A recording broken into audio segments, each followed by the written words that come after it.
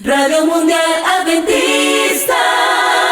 Línea WhatsApp 311-739-5032.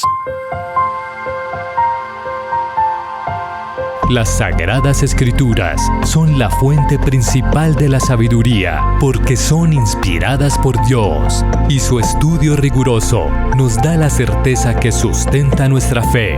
Te damos la bienvenida a nuestra Radio Escuela Bíblica. Toma tu Biblia, sube el volumen, oremos juntos y empecemos nuestro estudio. Bienvenidos.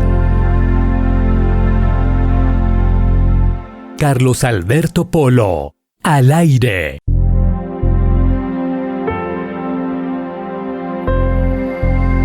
La Biblia afirma repetidas veces que hay un santuario en el cielo, el cual es la morada de Dios y donde Jesús realiza su ministerio intercesor a favor del pecador arrepentido. Es el asiento de su gobierno, es el sistema nervioso central del universo, es el santuario celestial. Dicho espacio, así como sus actividades, fue representado como un santuario terrenal con sus respectivos símbolos. No podemos saber con seguridad la naturaleza exacta del santuario celestial ni sus dimensiones. El modelo terrenal nos daba símbolos para entender las realidades celestiales. Soy Carlos Alberto Polo López y les estoy dando la bienvenida a cada uno de ustedes a este espacio de la Radio Escuela Bíblica, llegando a la lección número 17 que tiene por título ¿Hay un santuario en el cielo? Esto en el marco de la serie titulada La Fe de Jesús. Bienvenidos. A esta hora, participas de la Escuela Bíblica en Radio Mundial Adventista.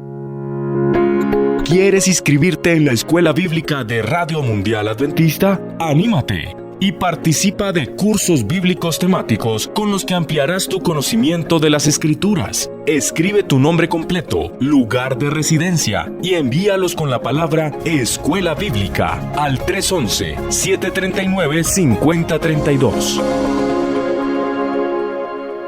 Escuela Bíblica.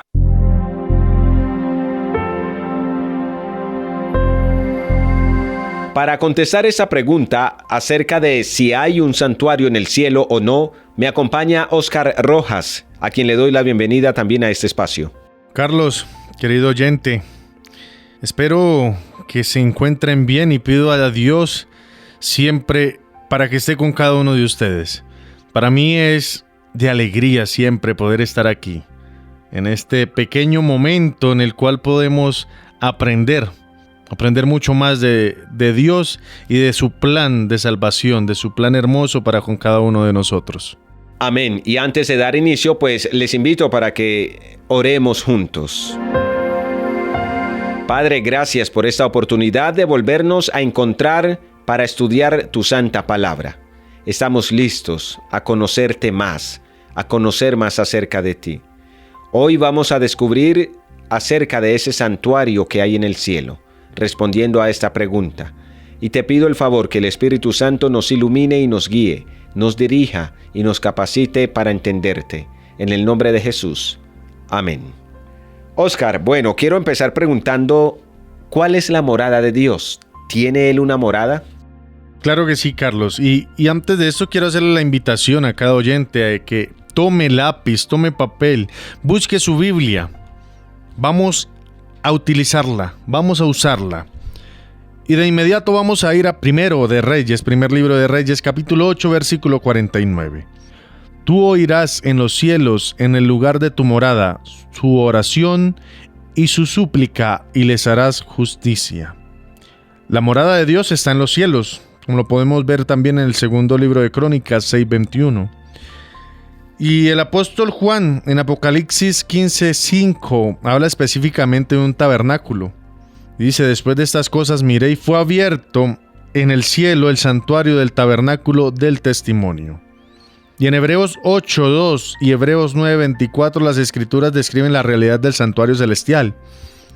Y acerca de dicha estructura majestuosa conocemos poco o nada, pero en realidad solo podemos hablar de ella a la luz de las imágenes y de la terminología del santuario terrenal que Dios ordenó construir a Moisés en el Antiguo Testamento, como lo vemos en Éxodo 25, 8 al 9. Significa entonces que Dios sí tiene una morada y que la morada de Dios está en el cielo. Ahora me surge otra inquietud. ¿Necesita Dios un lugar para vivir? Vamos a Jeremías. Jeremías 23:24. ¿Se ocultará alguno, dice Jehová, en escondrijos donde yo no lo vea? ¿No lleno yo, dice Jehová, el cielo y la tierra? Dios no está confinado en algún lugar del universo. Él mismo dice que su presencia cubre toda la tierra. Dios es infinito. Y cuando Salomón inauguró el templo de Jerusalén, dijo: ¿pero es verdad que Dios habitará sobre la tierra? Si los cielos y los cielos de los cielos no te pueden contener, cuánto menos esta casa que yo he edificado. Y este texto lo encontramos en Primera de Reyes 8:27. Entonces, si los cielos no pueden contener, ¿cómo vive Dios en el santuario celestial? Entonces la respuesta es el anhelo divino de habitar en medio de sus hijos. Y ese anhelo dio origen al santuario celestial. Dios no se limita al tiempo ni al espacio. Buscó un punto en el vasto universo en el que pudiese entrar en contacto con la criatura limitada por tiempo y espacio como somos nosotros los seres humanos. Y ese punto es ese santuario celestial. Y el santuario en el cielo no existe por causa de Dios, sino por causa de los seres creados. Pero Dios no está limitado al santuario, dado que Él es omnipresente. Él está en todos los rincones del universo al mismo tiempo. Pero es en el santuario celestial donde los seres angelicales entran en contacto con Él. Y si los seres angelicales entran en contacto con Dios en el santuario celestial, pues deberíamos nosotros acudir también a ese santuario celestial. Ahora alguien preguntará: ¿y cómo voy yo hasta allá si no tengo alas para volar? Pues existe el recurso de la oración y del estudio de la Biblia. Así que si quieres entrar en contacto con el Creador, entra en el santuario celestial a través de la oración. ¿Cómo fue construido el santuario del desierto que se le mostró a Moisés que debía construir basado en el santuario celestial? Éxodo 25, 8 al 9. Nos dice: me erigirán un santuario y habitaré en medio de ellos, conforme a todo lo que yo te muestre. Así haréis el diseño del tabernáculo y el diseño de todos sus utensilios. Entonces podemos comprender que el santuario dado a Israel fue construido siguiendo el modelo del santuario celestial que le fue mostrado en visión a Moisés. Por lo tanto, es posible entender los misterios del santuario celestial observando lo que sucedía en el santuario de Israel. Y una de las primeras lecciones es que Dios desea habitar con sus hijos, y es Él quien busca al ser humano. Comprendemos que el pecado alejó al hombre de Dios, pero jamás logró que el Señor se apartara del ser humano. Y Dios ordenó que le construyeran un santuario en el desierto para morar en medio de su pueblo. Y la palabra hebrea shakán es traducida como acampar. Tiene el sentido de establecer residencia temporal en una comunidad. Entonces, podemos entender que el santuario estableció la residencia de Dios en medio de la congregación. Entonces, allí podemos comprender de que el santuario terrenal sería el tipo del celestial, lo cual el celestial sería el antitipo. Y podemos entender de que fue construido porque Dios quería morar en medio de su pueblo. Dios quería descender en su presencia y estar allí con el pueblo de Israel, y que ellos sintieran siempre su presencia, comprendieran de que Dios estaba para ellos en todo momento, y sintieran su protección y su guía, como lo fue durante todo su éxodo en el desierto, mientras fueron para poder llegar a la Canaán prometida, a la Canaán terrenal. Entonces el santuario terrenal fue construido basado en un modelo de arquitectura celestial. Ahora, ¿para qué fue construido este santuario en el desierto? Es decir, este santuario terrenal en medio del pueblo de Israel. ¿Qué se hacía en ese santuario diariamente? Carlos, vamos a Éxodo capítulo 29, versículos 38 y 39. Éxodo 29, 38 y 39 nos dice: esto es lo que ofrecerás sobre el altar, 2 corderos de un año cada día, perpetuamente. Ofrecerás uno de los corderos por la mañana y el otro cordero lo ofrecerás a la caída de la tarde. El pueblo tenía que hacer sacrificios por sus pecados. Todos los días, de mañana y de tarde. Sin derramamiento de sangre no había remisión de pecados. ¿Cierto? Porque la vida de la carne en la sangre está, y yo os la he lavado para hacer expiación sobre el altar por vuestras almas. Pues la misma sangre es la que hace expiación por la persona. Esto lo dice Levíticos 17:11. Y cada sacrificio sustitutivo simbolizaba la muerte de Jesús para perdón de los pecados. Y en sí mismo revelaban grandes verdades, que el pecado no es algo insignificante dentro del universo celestial. Y que la paga del pecado es muerte. Y que Dios provee un sustituto para nosotros los pecadores. Que Dios también es un Dios justo y un Dios amoroso. Y también nos muestra que la ley de Dios es santa, justa y buena. Y esto lo podemos ver en Romanos 7:12. Entonces, a diario en el santuario de Israel habían sacrificios, tanto mañana como tarde. Ya hoy en día decimos, bueno, ¿por qué ya no hay santuario? ¿Por qué no hay sacrificios? Porque todo esto se cumplió cuando Cristo vino y murió en la cruz. Los corderos que eran sacrificados simbolizaban a ese sacrificio del Hijo del Hombre. Y al haber ya derramamiento de sangre por nuestros pecados, ya es donde entramos a decir, somos salvos ya por gracia, ya no necesitamos morir por esos pecados, ya ahora simplemente necesitamos creer en ese sacrificio hecho por Dios. Y usted se me adelanta a la siguiente pregunta, porque en la respuesta que nos acaba de dar el texto bíblico que citaste, pues nos presentó a 2 corderos, uno que era sacrificado en la mañana, otro que era sacrificado en la tarde. Pero si hablamos de que estos eran tipos de algo más, es decir, de un antitipo, ¿a quién estaban representando estos corderos que eran sacrificados de manera continua en el santuario terrenal?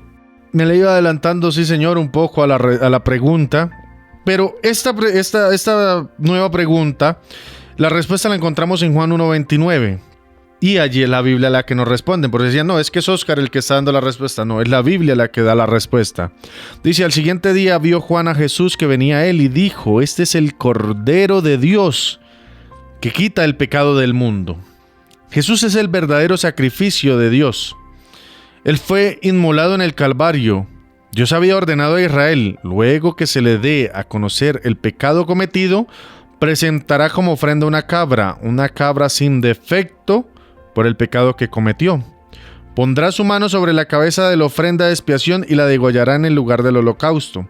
Esto lo encontramos en Levíticos 4:28 al 29. Al colocar las manos sobre el inocente animal, el culpable transfería simbólicamente sus pecados a la víctima. Después el mismo culpable, y no el sacerdote, el mismo culpable tenía que degollar el animal. Era una experiencia difícil, pero era la única manera de expiar el pecado. Alguien tenía que morir, porque como dice Romanos 6:23, porque la paga del pecado es la muerte.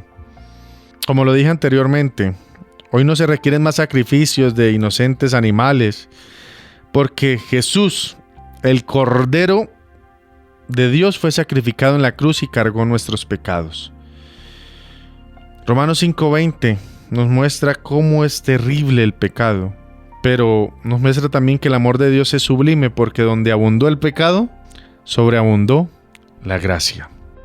Y es que alguien puede decir, pero ¿por qué los corderitos? Un animalista podría decir, eso es muy grotesco. Bueno, pues imagínese lo grotesco que fue el asesinar a Jesús, el Cordero de Dios que quita el pecado del mundo, siendo inocente.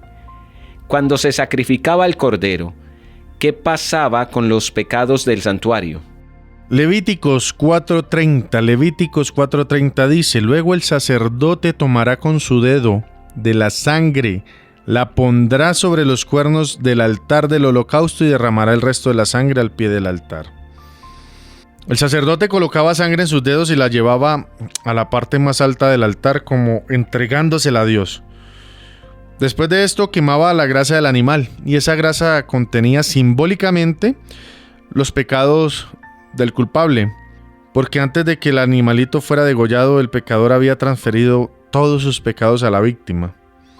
Y esto quiere decir que al confesar los pecados había liberación de culpa para el pecador, pero a través de diferentes rituales esos pecados pasaban al santuario y allí se quedaban. Y el texto dice, Levítico 5:10, así hará el sacerdote expiación por el pecado en favor de aquel que lo cometió y será perdonado. Y aquí está lo esencial del plan de la salvación. El pecado confesado era perdonado, pero los pecados no se evaporaban, sino que quedaban simbólicamente inscritos en el santuario. El pecador está libre de su pecado, sí, pero ahora el santuario había quedado contaminado. Quiere decir que ya no eran responsabilidad del culpable, porque habían sido transferidos a Jesús, la inocente víctima. ¿Cómo se habían de eliminar dichos pecados? Es la pregunta que nos resulta. Todos nuestros pecados al momento de Cristo morir en la cruz fueron transferidos a Él. Y ahora, por medio de la oración, vamos y entregamos y transferimos nuestros pecados a Cristo. Y no sé si me voy a adelantar a alguna de las preguntas, Carlos, pero allí es donde vamos a comprender la labor que está ejerciendo hoy día Cristo en el santuario celestial. Bien, gracias Oscar por lo que nos ha explicado hasta este momento. Entonces mis pecados eran transferidos a través de la sangre del Cordero al santuario. De esa manera yo quedaba libre de mi culpa. ¿Qué pasaba con la carne del Cordero que era sacrificado para que mis pecados fueran quitados de mí? Vamos a Levítico 6:26. La comerá el sacerdote que la ofrezca por el pecado. En lugar santo será comida en el atrio del tabernáculo de reunión. Y el sacerdote tenía que comer la carne del sacrificio en el santuario, como dice Levítico 10:17, para llevar el pecado de la comunidad. Y este es el punto central. Los sacerdotes en Israel eran apenas símbolos del verdadero sacerdote que está en los cielos, Jesucristo. Y era lo que yo quería contestar en la pregunta anterior, lo que estaba hablando al final. El verdadero sacerdote ya en estos momentos es Cristo. Y Cristo fungió como Cordero y ahora funge como sacerdote. Y así como los pecados del pueblo eran transferidos, ¿cierto?, al sacerdote de esta tierra, los pecados de la humanidad ahora son transferidos a Jesús, el sumo sacerdote. Esto realmente es liberación del pecado. Y la expiación sustitutiva conlleva a la transferencia del pecado a otro. O sea, la transferencia del pecado de nosotros seres humanos a Cristo Jesús. ¿Y esto es para qué? Para que el otro sufra esa condena, como la sufrió Cristo Jesús en la cruz del Calvario. Entonces, ¿hay perdón para el hombre?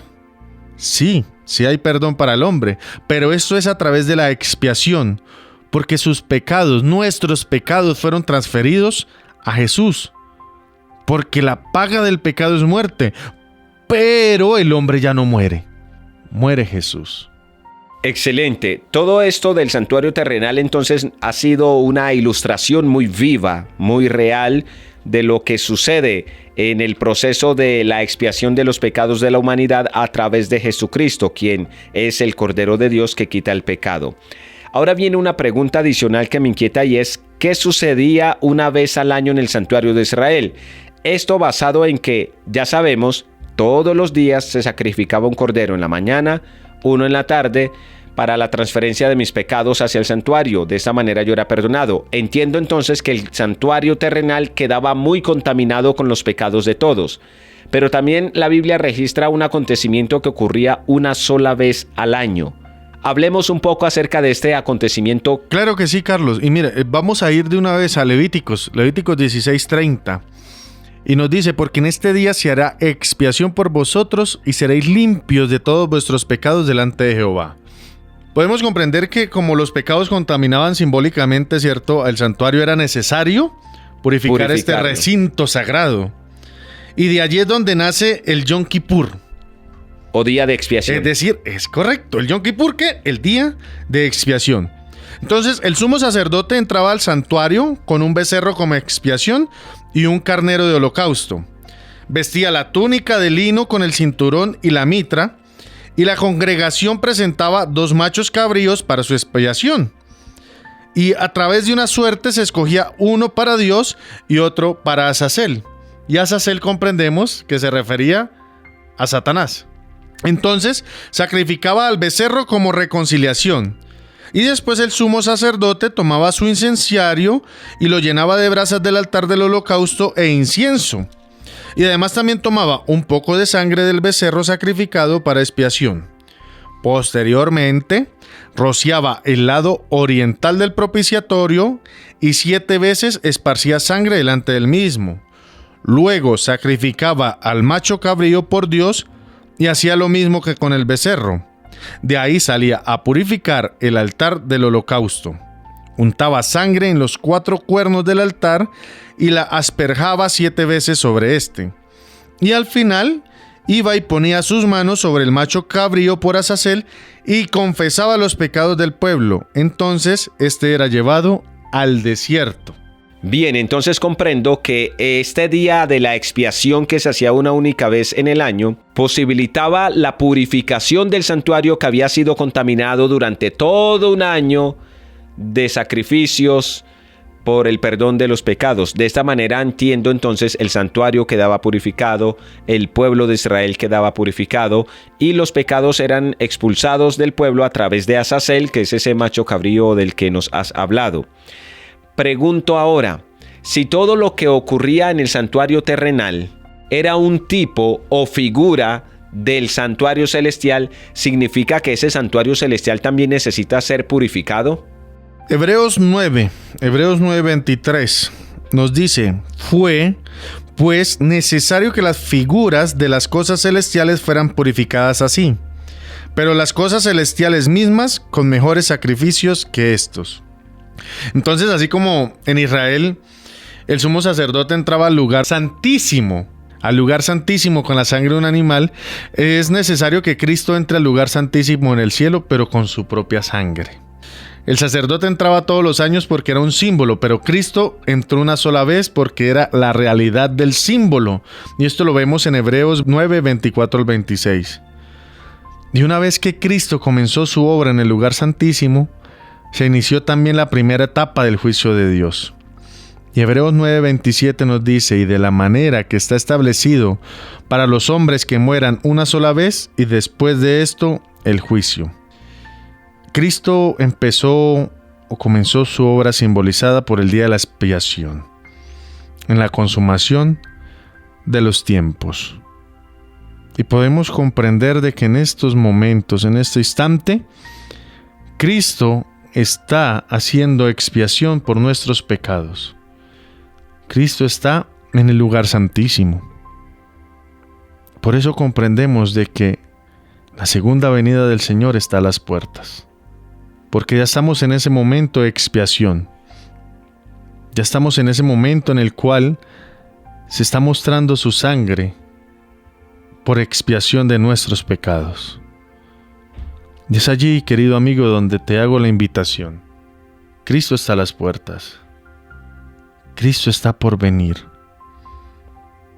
Deja todos tus pecados en manos del Señor. Entrega todos tus pecados a Cristo. Arrepiéntete. Que Cristo expiará estos pecados por nosotros. Estos pecados por ti. Inclina tu rostro y vamos a orar. Bendito Dios y amado Padre, gracias Señor, porque siempre has tenido un plan hermoso de salvación para tu pueblo. Un plan de salvación para nosotros, tus hijos, y está reflejado en el santuario celestial. Gracias Señor, porque hoy comprendemos de que Cristo Jesús está expiando nuestros pecados. Y comprendemos de que estás a las puertas. Perdónanos, Señor, y en tus manos queremos colocar cada uno de estos pecados de los cuales está llena nuestra vida.